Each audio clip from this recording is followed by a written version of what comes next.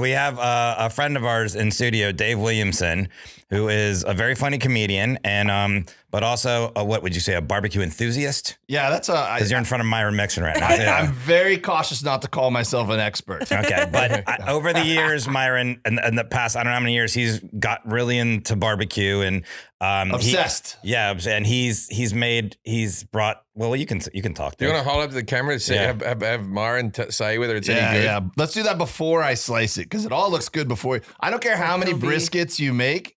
They can look great and you can think you did great, but you're always still scared that you're going to cut into it and it's going to be like that scene on National Lampoon's Christmas Vacation where the turkey just like is all dried out.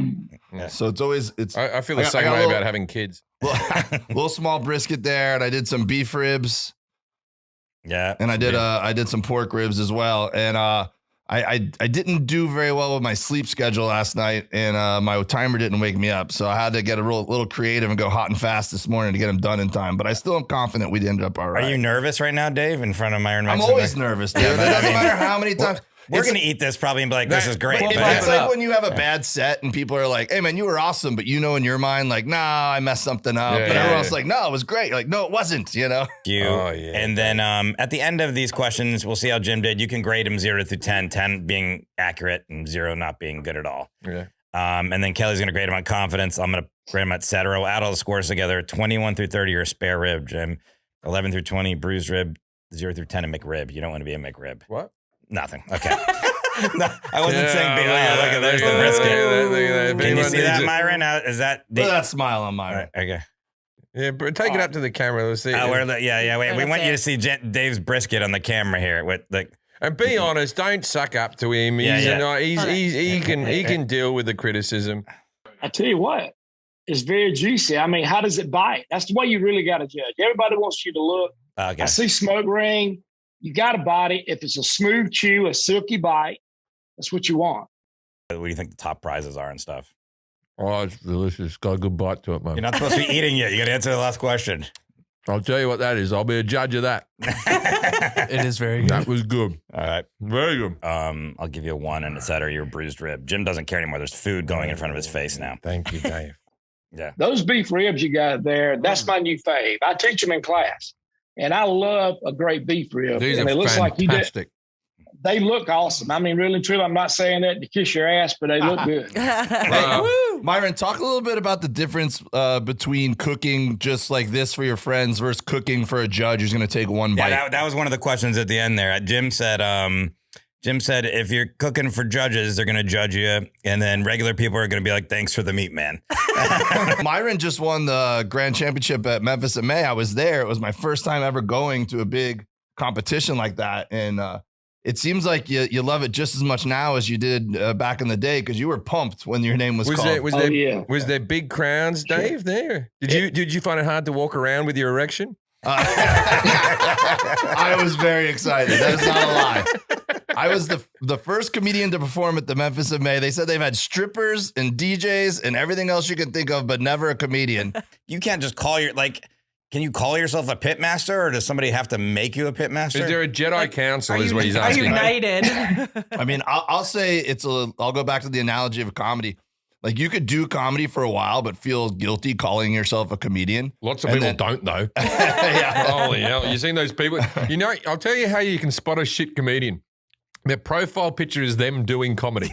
Or they call themselves comedian, so-and-so. Like they actually put comedian in the title of their name on Facebook. And you're like, you're probably not a real comedian. Yeah. But it felt the same to me. I felt uncomfortable calling myself a pitmaster until one day I didn't, So you're not a pitmaster? I consider myself a pitmaster. Yeah, you're a I've invested enough money, time, and energy into this that now I feel comfortable doing that, yes. But I didn't at first. Just like when I started comedy. I want to ask you about your beef ribs. What do you cook your beef ribs to?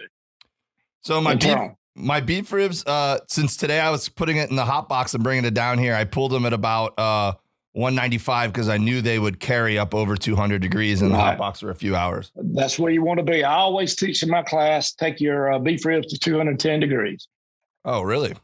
But beef ribs, I feel like because there's so much fat and cartilage in the middle and everything that more than like a brisket, a beef ribs, you can also just kind of put the probe in and see how it slides in, and whether it's anywhere in that 200 to 210, you could just tell by probing it. The beef, is that the same as a short rib, or is that a different kind of? Because it tasted very short ribby. So it's this essentially. Correct me if I'm wrong, Myron. It's essentially the same thing, yes. But when you do it in barbecue, you have to buy it where they call it plated, so it's all still put together, and that's difficult. That's probably the hardest. Beef ribs are not difficult overall for the weekend warrior to try, but buying them correctly is the hardest part, where they're not all cut up just like a short rib. You wake up and go, ribs today. Well, and then you start 4 hours early. Don't you have to go to work and stuff?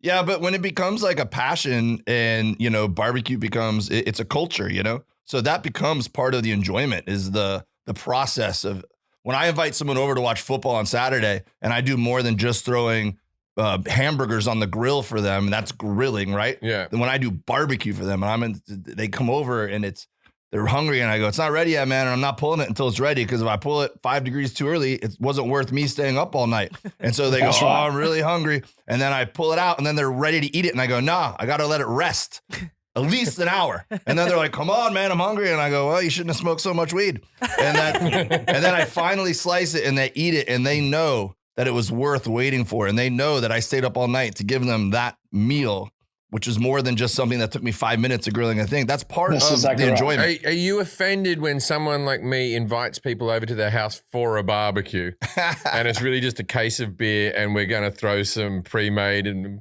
eat some Beyond Burgers? Offended? No, but I also will want to know what I'm getting into. My move now is if I have people coming over. Long enough. Yeah. If I have people coming over, I always have some tri-tip or some chicken wings on standby, because I can get those done really fast, and then that holds people over. Right. And then when the brisket comes out, they're not going to be full. They're going to eat it. That's right. My dog is losing his mind right now. He's just like, my dog's just wandering the studio here, like looking chamber up right at the now. tables, like, what's going on? Somebody throw me some Is meat. there meant to eat it? Is there anything that's sacrilege? Like, you know how there's people who are like, if you have ketchup on a hot dog, they lose their fucking shit, right? Is there anything that's sacrilege when eating barbecue? I think probably the only answer to that is if you go to a restaurant and they serve you like brisket and it's got a ton of sauce on it, then you know they're hiding something, right? Now, a real barbecue joint would probably just have some sauce on the side and let you sauce it. I don't like the sauce at all, except for my pork ribs. I'll have a light dusting of sauce about an hour before it's done, and let it cook into it. Or a pork sandwich, a pulled pork sandwich, I'll put sauce on. I love like a bit that. of pulled and pork. Leftovers. Am I allowed? That's when I hit the barbecue sauce, is when it's leftovers. I like to add cheese to everything. Is that okay? is there? What's the dessert of barbecue? Where you go, I'll have a brownie and ice cream. What is the dessert that's like renowned? That wraps up the meal. That wraps up the meal. Or should you not have dessert? Banana pudding. Yep. Jim hates bananas. I hate That's it. bananas with a fucking passion. They do bread pudding too, but banana. I love bread pudding. I like bread pudding. Is there any good barbecue in California? I was going to ask Right that. there. Well, yeah, we got Dave here. Here's a question I asked Jim. Is there anything you can't barbecue? And he said breakfast cereal. That was it. Well, you'd be surprised.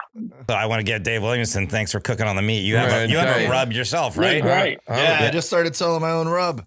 It was one of those things where I didn't want to make a rub because I was, like I said, I'm careful. I don't want to be like, I'm an expert. But so many people asked me for one that I felt like I was leaving money on the table. All right. Yeah, So I it's made called one. Meet Dave. That's it. So I figured I am comfortable calling myself an expert of cooking on the road because I bring a smoker in the tour bus when I tour with Bert. And if I go and I'm traveling around, I just did a 2-month tour. I got fucking Forrest. He doesn't cook me shit. Forrest eats all the food. Yeah, Forrest knows where to get I barbecue. point you in the right direction. Yeah. It's got a good radar. But I just did a 2-month tour where I did comedy in barbecue restaurants around the country. So That I was went, when you were at where Mixon. yeah, where that's Myron why I Mixon went won to the- Memphis in May. Yeah. And so I was like, you know what? I do think I'm pretty good at mixing up an all-purpose rub that you could put on anything, as What's you're your traveling slogan? and It's going. Meet so. Dave. What is the slogan? Is there a No, little it just says all-purpose rub. tagline? Meet Dave. Just meet not, Dave. Not, yeah. not rubbing you the right way. No, but there are some great slogans and some great team names in the world of barbecue. Like that. Myron's got a professional sounding name. He's Jack South, right? But there's Jack's Old South. Jack's Old South, excuse me. Well, it sounds like fucking wrestling. but there's ones out there like Pork Illustrated, right? Ooh. And Pablo Esco Barbecue was one of my favorites. Nice. Snoutcast. There's some funny ones. Also, Dave, thanks for cooking the meat. Go to Dave Williamson on all of his. That's your handle, right? On At Dave W Comedy or DaveWilliamson.com. There you go. I got to thank you both for being on the podcast. Yeah, this was awesome. Hands down, my favorite podcast. I haven't enjoyed this podcast since cheese. We had a cheese episode. That's what you ate on. Yeah, That was a fun day. Yeah.